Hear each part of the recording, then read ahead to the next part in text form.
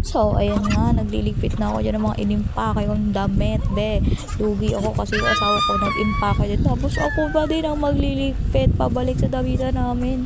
O, diba? Nakakapagod yung ganun. Paunahan kaming lumayas, pero ang ending, wala nang lalayas sa amin. Kaya, ayan, balik-balik na ulit ng mga gamit namin sa aming drawer. Nakakaloka, be. Hindi na talaga ako lalaya. Hindi na mag-i-impake ulit.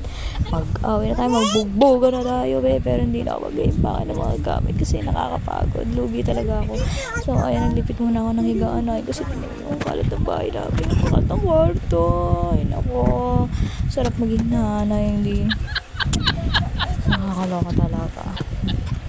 Wow, syempre kailangan mo nagligpit ka ng isa, kailangan mo ligpitin lahat, diba? Ganun talaga. Hindi mo pwedeng liligpitin mo. Tapos yung kabila, pangit ang gano'n. Sabi mo nagligpit mo ng gamit talaga. Puwas ang laman yan, mga be. Lahat yan naka-impake.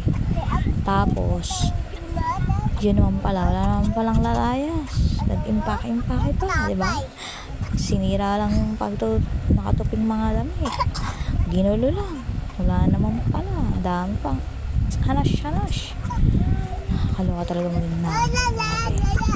Sobrang nakakapagod. Yung anak ko, nag-voice over ako. Tapos, ayun sa salita. Ayoko, nakatitigil ako na to.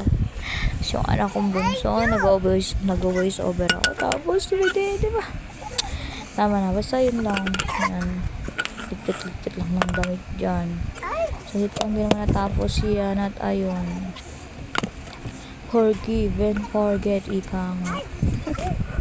Wala, ganun talaga pang mag-asawa. Away dito, away doon. Layas dito, layas doon. Pero, sa huli, balikan pa din naman. Nakakapagod lang kasi talaga lumayas. Alam mo yun. Kaya, gusto na nakailang layas na ako. Pero, mabalik pa rin ako, ba? Hindi ko kasi alam. Feeling ko kasi, ganun din na mag-ipag-iwalay ka. Tapos, ganap ka ng iba. Ganun din, diba? Gumpisa lang din kayo sa masaya. Tapos, sa uli, sundukan dito, sundukan doon, sigaw to, sigawan doon. Kaya, pagtiisa mo na yung asawa mo kasi ganun din naman. Nakakaloka lang talaga. Pero, minsan ako nag-away, pero sobrang lala kung nag-away kami. Kaya, dating talaga sa punto na gusto ko nang lumayas, yung paka ng mga gamit, ganyan. Nakakaloka mga be. Sige anak, sigaw. Nagka-voice over ako dito, sigaw ka na, sigaw dyan. Nakakaloka ka.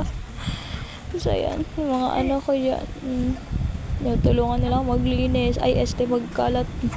Natulong sila magkalat, mga be. Yan. Tatapusin ko na yung niligpitin ko na ng maayos yung mga damit namin. So, ayun na nga.